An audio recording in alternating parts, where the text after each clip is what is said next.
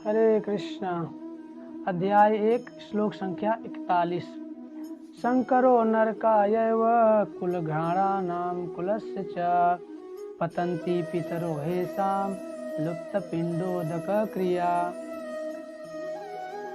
अवांछित संतानों की बाढ़ से निश्चय ही परिवार के लिए तथा पारिवारिक परंपरा को विनष्ट करने वालों के लिए नारकीय जीवन उत्पन्न होता है। ऐसे पतित कुलों के पुरखे पितर लोग गिर जाते हैं क्योंकि उन्हें जल तथा पिंड दान देने की क्रियाएं समाप्त हो जाती हैं। बहुत सुंदर बात यहाँ पे, ये तो अर्जुन का सुझाव है, भगवान को दे रहे हैं, लेकिन भक्तों यहाँ पर बहुत सुंदर बात समझाई गई। अगर हमें समझने लायक है, प्रभुपाद जी तात्पर्य में समझाते हैं इस बात को कि हमारे जो पितर हैं, जो पुरखे हैं, और जो इस संसार को छोड़कर चले गए हैं, उनके लिए हमारे लिए बहुत सारा कर्म है। उनके लिए हम बहुत सारा कर्म हमारे ऊपर है, जैसे ऋण कहते हैं। उनकी ज़मीन पर रहते हैं, उनकी उपजाई हुई संपत्ति का भोग करते हैं, लेकिन उनके लिए अगर सारे बुजुर्ग खत्म हो जाएंगे तो ये पिंडोदक जो क्रिया होती है पिंड दान करने की, वो समाप्त हो जाएगी। इसका भय है अर्जुन को यहाँ पर। तो यहाँ प्रभुपाद जी हमें बता रहे हैं कि हमारे लिए कुछ कर्म है, कुछ नियत कर्म बताए गए हैं। जैसे पिंडदान होता है साल में एक बार हमारे पितरों के लिए, तो वो भगवान विष्णु को अर्पित भोजन का, प्रसाद का उच्चिष्ट हमारे पितरों को प्रदान किया जाता है, जिससे उनका उद्धार होने की संभावना है, उद्धार हो सकता है। बहुत सारे पितर ऐसे हैं जो हमारे पुरखे हैं, वो इस संसार को छोड़ने के बाद अनेक जन्मों तक उनको कोई योनि नहीं मिलती है, और अगर मिलती भी तो प्रेत योनि मिल जाती है। बिना शरीर के रहते हैं, है ना, तो बिना शरीर के प्रेत योनि में रहते हैं। तो जब तक उनका पिंडदान ना हो, उनके लिए उनके जो बच्चे हैं, उनके जो भी संबंधी हैं, अगर उनके लिए कुछ अच्छे कर्म ना करें और पिंडदान ना करें तो निश्चित उनका पतन होता है, वहाँ से भी पतन हो जाता है। इसीलिए यहाँ पर बहुत सुंदर बताया गया है। तो ये परंपरा चली आ रही, पिंडदान की परंपरा। अगर हम उस परंपरा का पालन नहीं करते हैं तो हमारे पुरखों का पतन हो जाता है, लेकिन अगर पिंडदान करते हैं तो उनका उद्धार निश्चित, प्रेत योनि से भी उद्धार हो जाएगा, है ना। प्रेत योनि से भी उद्धार होने की संभावना बनी रहती है। लेकिन ये नियम उनके लिए है जो भक्ति नहीं करते हैं, भक्तों के लिए ऑफर है ना। जो भक्ति नहीं करते उनके लिए बताया गया भैया उनको पिंडदान करना ही पड़ेगा, निश्चित करना पड़ेगा। वैसे भक्तों को भी करना चाहिए, लेकिन अगर भक्त पिंडदान नहीं भी करते हैं तो भी उनके पुरखों का उद्धार हो जाएगा। कितनी बड़ी बात बताई गई, है ना। कि जो भक्ति के नियम का, विधि विधानों का पालन करते हैं, उनको पिंडदान ना भी करे तो भी उनके पुरखों का उद्धार हो जाएगा। कैसे? श्रीमद् भागवत में बताया गया, भक्तों, देवर्षि भूत नृणाम पितृणाम न किंकरो नाय मणिचराजन सर्वात्मना या शरणम शरण्यम गतो मुकुंदम परिहित कर्तम।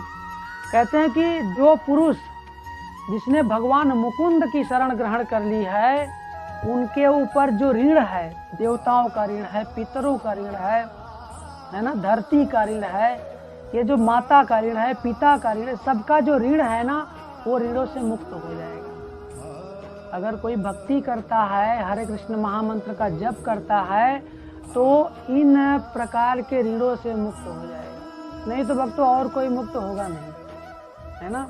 प्रहलाद महाराज भी इस बात को, प्रहलाद महाराज की कथा में आप देखेंगे तो नरसिंह देव भगवान बताते हैं इस बात को कि प्रहलाद, तुम्हारे जैसा भक्त एक भी हो जाए इस संसार में, एक भी हो जाए ना, तो कुलम पवित्रम जननी कृतार्थ, वो अपने पूरे कुल को पवित्र कर सकता है और अपनी जननी को कृतार्थ कर सकता है। तो भक्तों, भक्ति इस जीवन का चरम लक्ष्य है, और हरे कृष्ण महामंत्र के द्वारा कलयुग में भक्ति सरल है ना। कलयुग में भक्ति आसान है।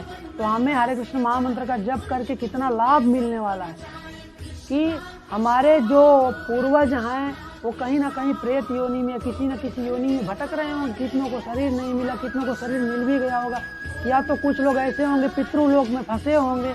तो उनके लिए हम क्या कर सकते हैं? उनकी संपत्ति का तो भोग कर रहे हैं, उनकी बनाई गई बिल्डिंग में तो रह रहे हैं, लेकिन उनके लिए क्या कर सकते हैं? तो अर्जुन को यह भय था कि अगर मैं इन सबको मार दूंगा तो भविष्य में क्या होगा, मेरे घर में कोई पुरखा बचेगा, कोई बुजुर्ग नहीं बचेगा, तो ये सब संस्कार विलुप्त हो जाएंगे। और आज तो पुरखे रहकर भी ये संस्कार जो है संसार में विलुप्त हो गया है। भक्तों, कुछ ऐसे हमारे समाज में नास्तिक ऐसे उत्पन्न हो गए हैं जो आने वाली पीढ़ी में तो ऐसा प्रतीत होता है कि ये सारी क्रियाएं समाप्त ही हो जाएंगी, है ना। तो हमें अपने बच्चों को कुछ करें ना करें, है ना, अच्छे स्कूल में पढ़ाएं ना पढ़ाएं, अच्छे भोजन की व्यवस्था करें ना करें, अच्छे वस्त्र प्रदान करें ना करें, लेकिन एक चीज अवश्य करें, अपने बच्चों को भगवान राम, कृष्ण या विष्णु किसी न किसी का भक्त अवश्य बनाएं। यदि भक्त होंगे तो निश्चित जीते जी या मरने के बाद हमारा उद्धार संभव हो सकता है। यदि बच्चे भक्त ना हुए तो हमारे द्वारा बनाई गई पाई पाई जोड़कर संपत्ति का भोग विलास करेंगे। यदि हम पुण्य करके स्वर्ग गए होंगे तो वहाँ से भी पतन हो जाएगा, हमें नरक जाना पड़ जाएगा। इसलिए भक्तों, हम सबको कम से कम अपने बच्चों को ये संस्कार देना चाहिए, नहीं तो आने वाले समय में बिल्कुल अपाहिज हो जाएगा हमारा पूरा समाज, है ना। प्रत्येक घर में भगवत गीता का पाठ होना चाहिए, हरे कृष्ण महामंत्र का जप होना चाहिए, भगवान की सेवा प्रमुख रूप से होनी चाहिए, यदि हम अपने बच्चों को अच्छा संस्कार देना चाहते हैं तो। नहीं तो मुंह से बोल के कुछ नहीं होता, है ना। कुछ माता पिता चाहते हैं हमारे बच्चे भक्त बने, लेकिन खुद कुछ नहीं करना है। ऐसा शास्त्रों में पाया जाता होगा कि पिता हिरण्यकशिपु था और भक्त प्रहलाद हो गए, है ना, पुत्र प्रहलाद हो गया। बहुत कम चांस है, रेयर चांस है, शास्त्र में ही मिलेगा, वास्तविक जीवन में नहीं। क्योंकि हमारे बच्चे वही सीखते हैं जो हम करते हैं, मुंह से बोलते वो नहीं सीखते, जो हम करते हैं। हम दिनचर्या में जो करेंगे, जो खाएंगे पिएंगे, जैसे बोलेंगे, वो सारा अनुकरण हमारे बच्चे करते हैं। इसलिए हमें अपनी जीवा पर कंट्रोल करके, अपने कार्य पर नियंत्रण करके, अपने माइंड को एक जगह रखते हुए भगवान की भक्ति करने का प्रयास करना चाहिए और पूरे घर परिवार को सबको भक्ति में जोड़ना चाहिए, जिससे हमारे पूर्वजों को तृप्ति मिल सके, हमारे पूर्वजों का भी उद्धार कर सके। और भक्ति समस्त सुखों की खान है ना। जीते जी तो लाभ मिलेगा, मरने के बाद भी इसका लाभ मिलने वाला है। इसलिए हम सबको भगवान की भक्ति करनी चाहिए। और हरे कृष्ण कृष्ण कृष्ण हरे हरे, हरे राम राम राम हरे हरे। यही इस युग की भक्ति है।